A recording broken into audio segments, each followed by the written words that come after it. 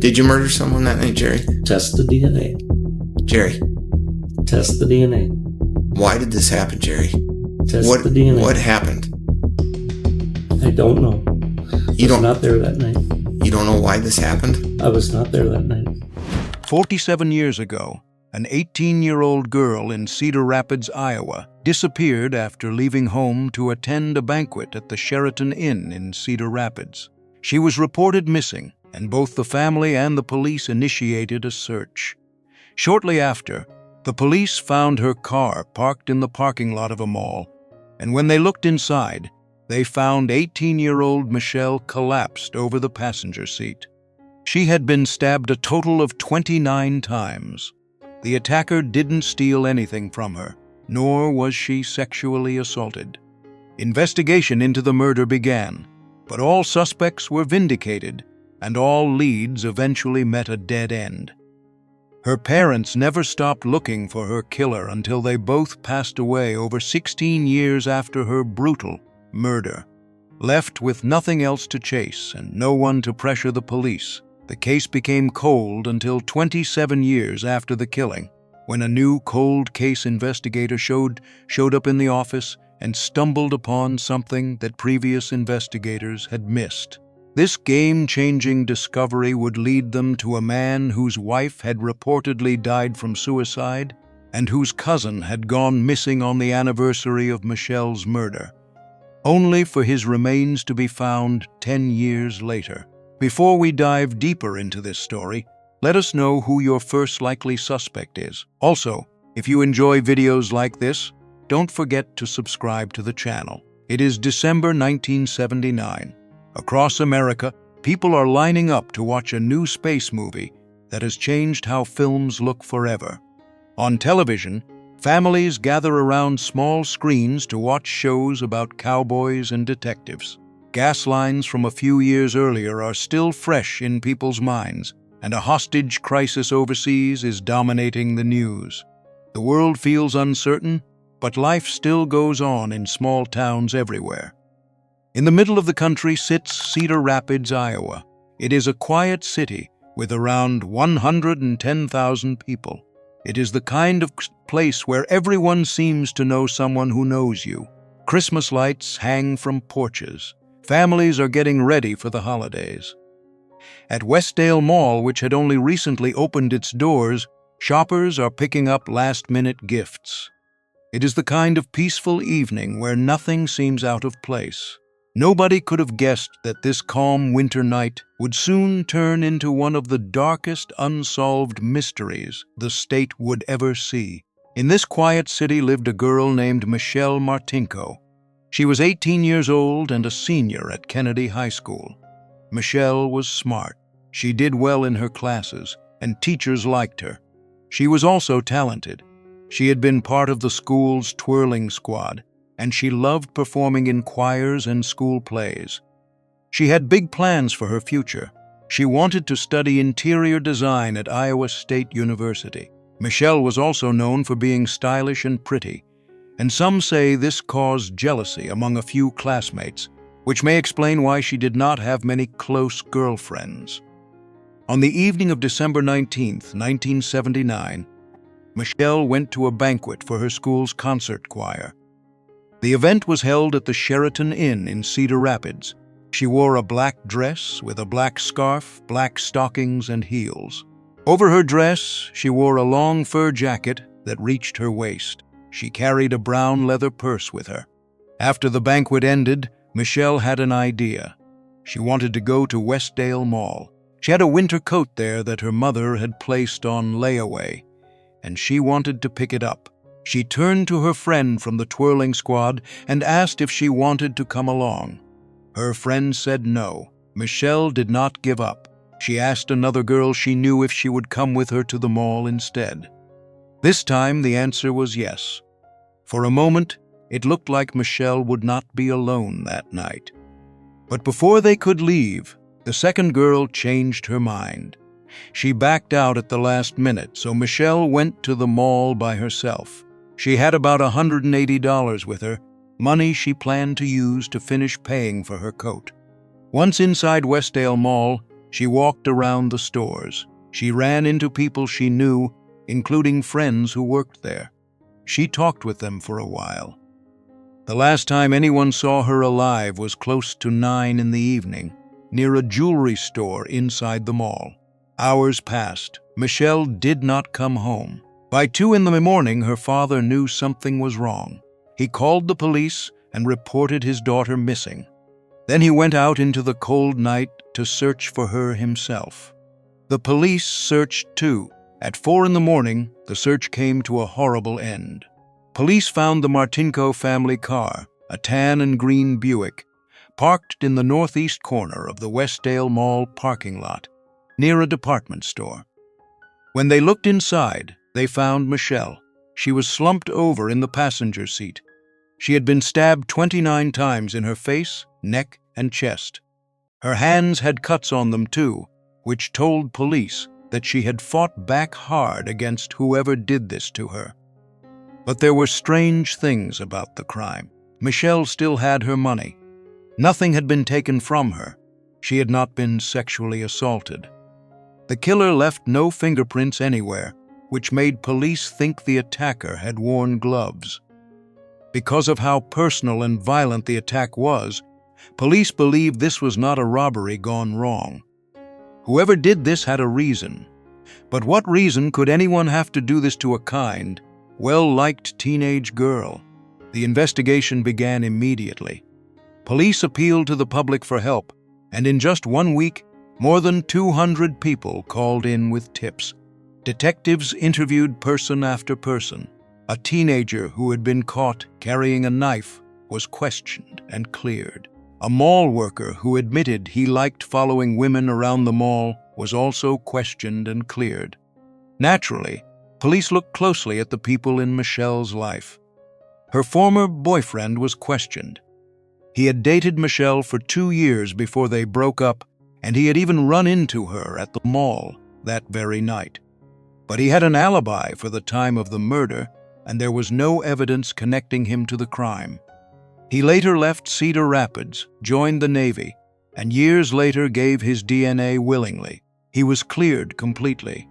Other rumors began to spread around town. Some said Michelle had been getting strange phone calls before she died.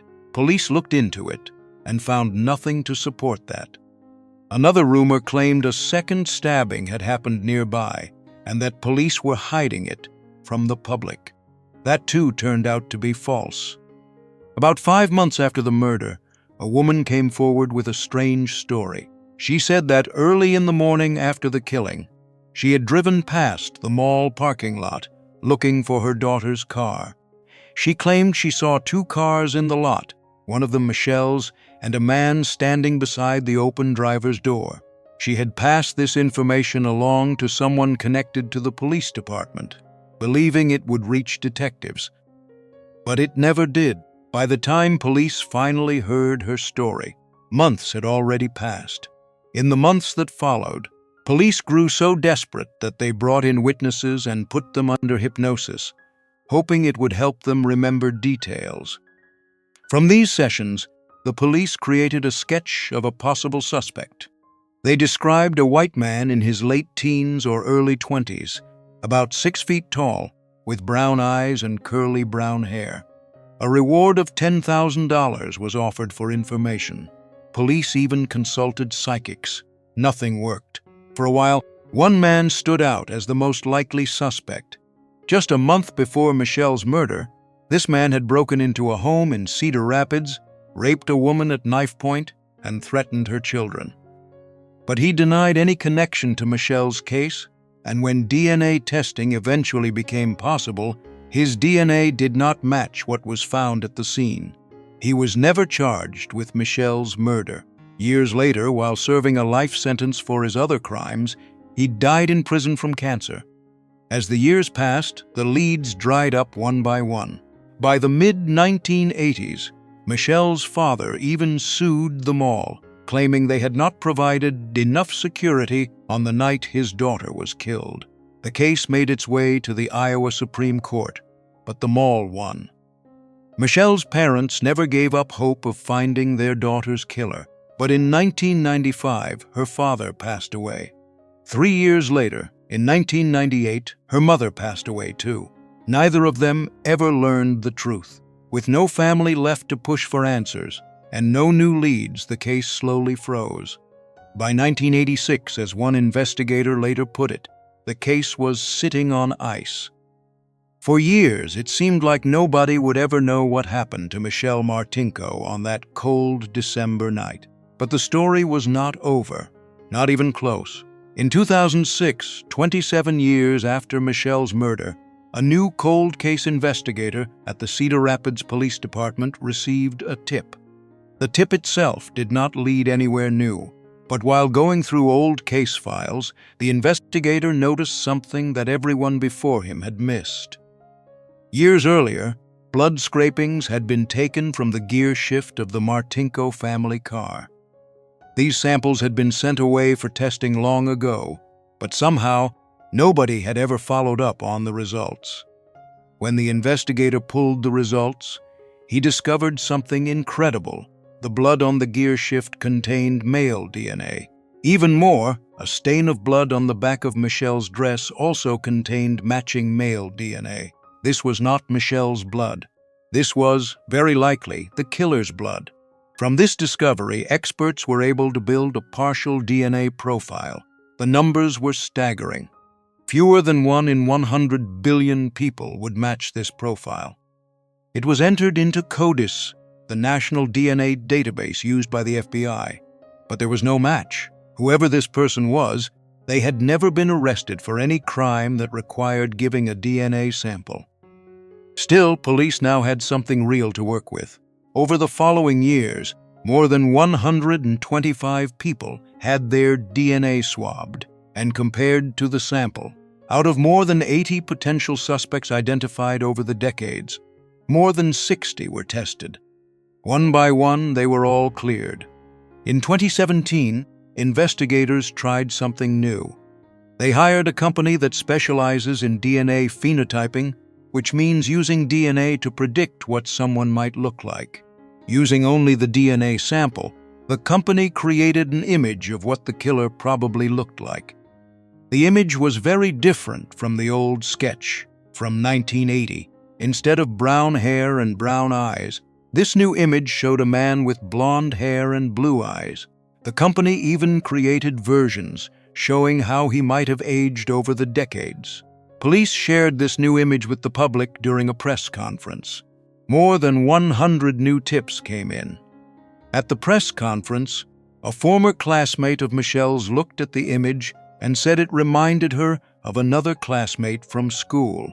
That classmate had actually been investigated years earlier and had already been cleared through a DNA swab. Then, in 2018, everything changed. The company that created the DNA image took their data and uploaded it to a website called GeneMatch. This is a public genealogy website where people upload their own DNA to find relatives. It is the same website that had helped solve the famous Golden State Killer case.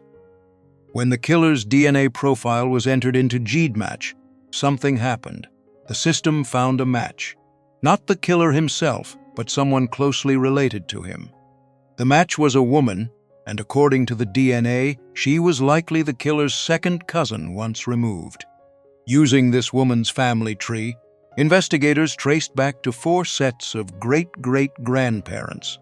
Somewhere in one of these family branches was the killer. The lead investigator began reaching out to people in these families who had already taken DNA tests. 2 of the branches were ruled out completely. Then he reached a 3rd branch.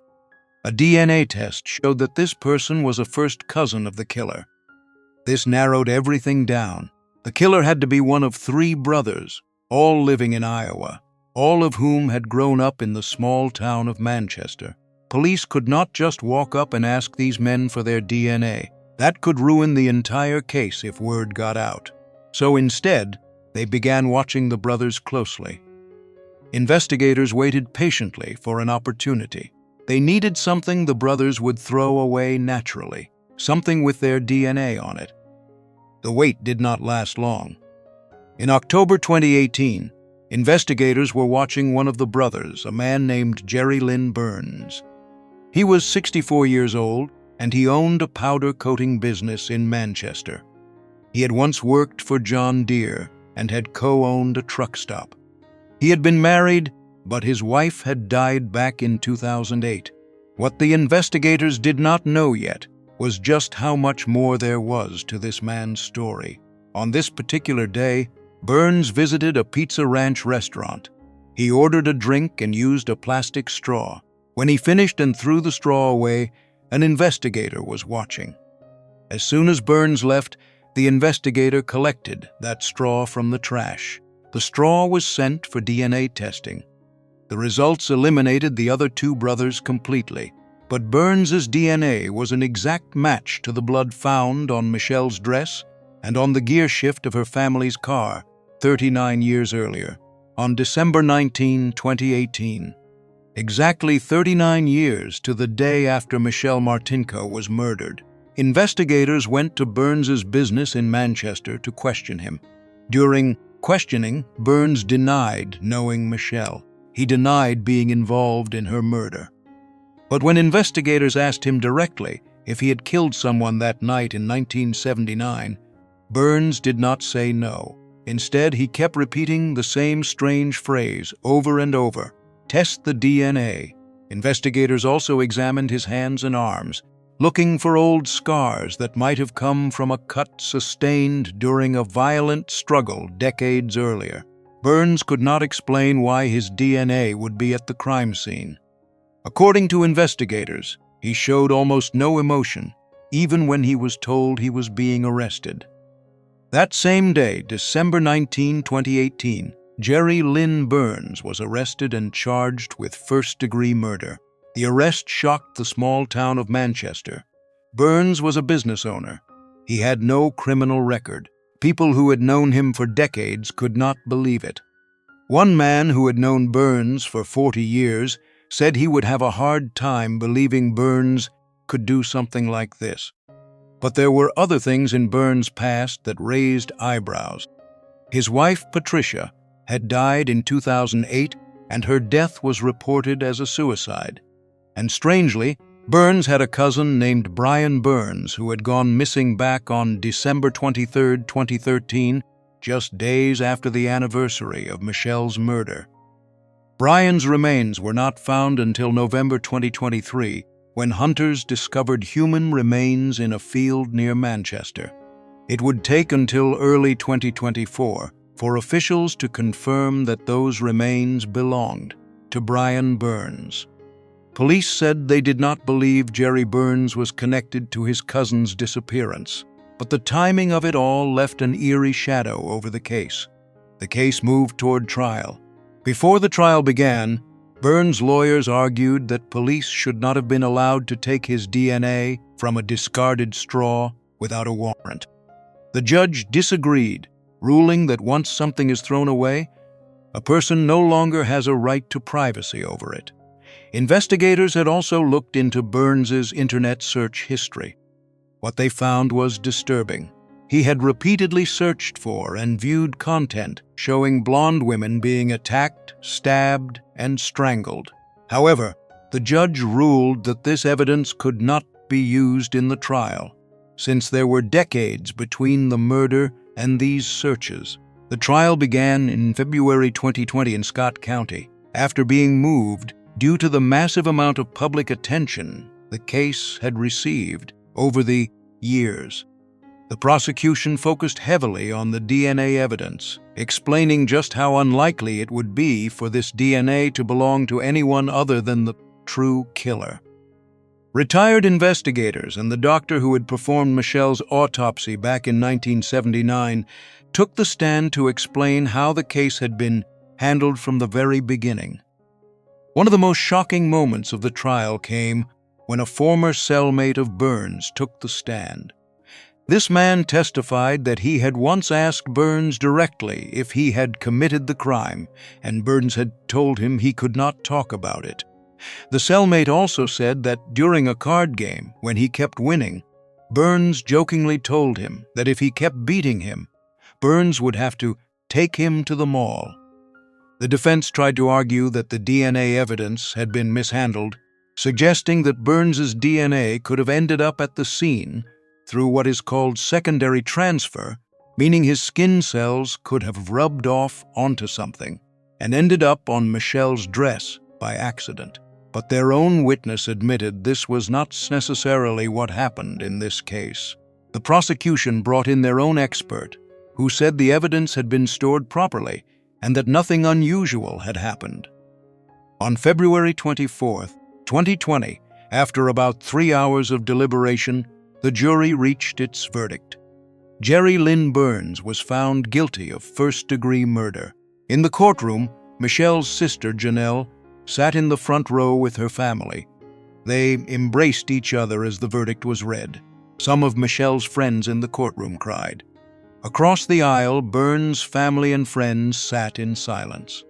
Because Iowa law requires a mandatory life sentence for first-degree murder, there was only one possible outcome.